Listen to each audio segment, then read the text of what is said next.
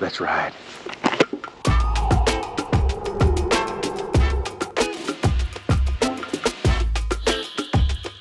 Every now and again, I come across something that gets me excited, and the Emove RoadRunner seated scooter is just that product. It's got a lightweight frame with a lot of power. Now that just sounds like a good time, especially if you like to go fast. Now don't let the size fool you, it can carry a rider over 300 pounds, and has got enough power to climb some serious hills.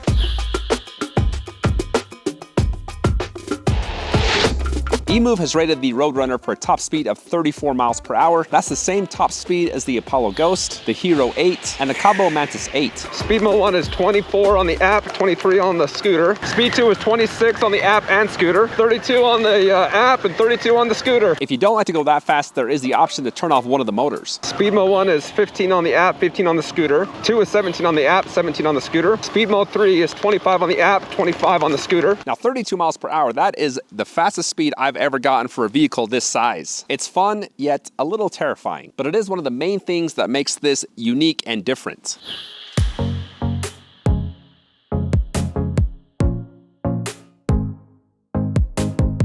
Most seated scooters I've tried take about 2 blocks to hit 20 miles per hour. Pretty sure I can beat that with the RoadRunner.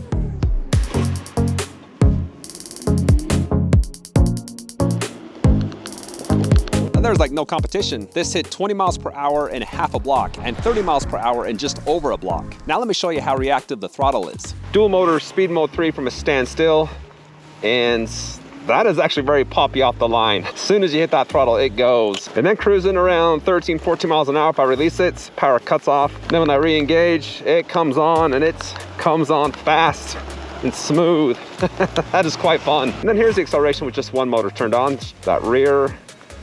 Ooh, and that is very, very slow. The RoadRunner gives power on demand, whether from a standstill or when you're going, when you're moving. There's like zero delay when you hit that throttle. The RoadRunner should do well for this test with its dual motors. Got a full charge on the scooter, speed mode 3, dual motors. This is a block long hill, just over 11% grade. It's gonna tackle it with some momentum. Here we go. Oh geez, 13 miles an hour. What? Man, that's got some great power. Motor sounds good. There's 11 for a second, back up to 12, and over the top. Most seated scooters for hills are very weak, very slow. The RoadRunner kicked butt. It only dropped down to 11 miles per hour. Now, I'm a 180-pound rider and felt like it could tackle steeper than what I took it on.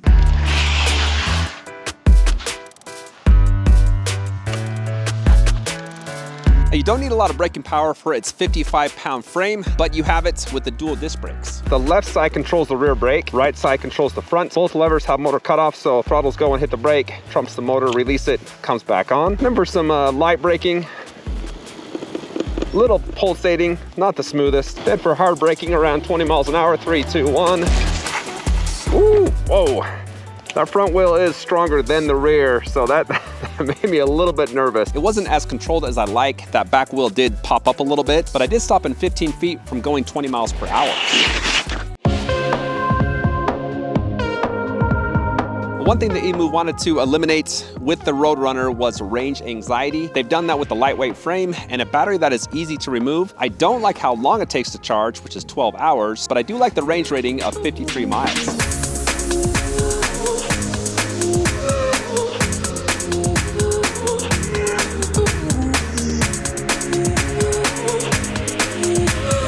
That wraps up the range test. It was cooler riding around 40 degrees, and my app recorded 28.29 miles with just over 1,000 feet elevation gain. I did average 22 miles per hour. Typically, I try to hit the 19 to 20 mile per hour range, but this is just too much fun to go slow. The first battery bar lasts the longest at almost 10.5 miles, and then every battery bar after that is about 5 to 7 miles. So almost 30 miles with 1,000 feet elevation gain is a better range than 3/4 of the products in this price range. I am very happy with the range.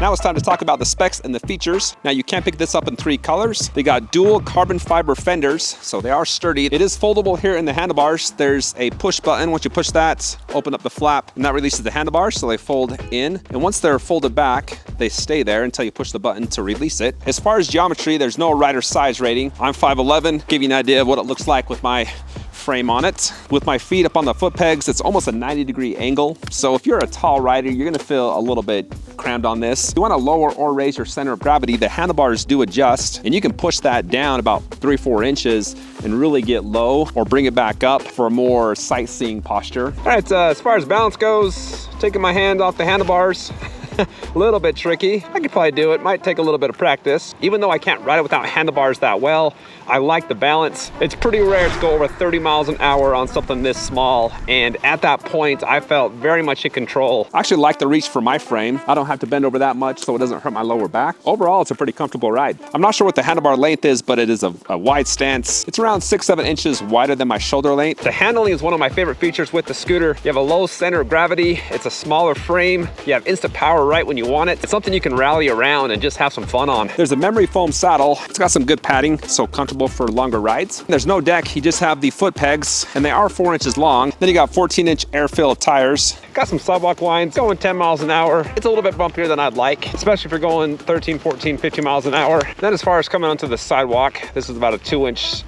curve, and that's a little jarring. And then in the front, there's dual spring suspension. You can adjust and lock that out. They got a small section of 6-inch curb here. I'm a little bit nervous to take this, but we're gonna do it. Oh, yeah, it's a hard hit. As far as the LCD screen, there's a power button up here. Hold it down for a couple seconds. Then an M button, and that will change the speed mode, 1, 2, and 3. Got a nice filling pad on the left. There's the headlight button. There's dual lights, very bright. A nicer looking headlight. If you do some city commuting, you got turn signals. Green light lights up to indicate that the left one is on. And then a horn. Emove says the RoadRunner can be ridden in light rain. It's got a 1-year warranty and free shipping in the lower 48. Well, my favorite feature with the RoadRunner has got to be the top speed. Most vehicles this size only go 15 to 18 miles per hour. So let me know what you guys think. What's your favorite feature with the RoadRunner? Is it the style? Is it the size? Is it the speed, the acceleration? Let me know in the comments. Thanks for watching, and I'll see you next time.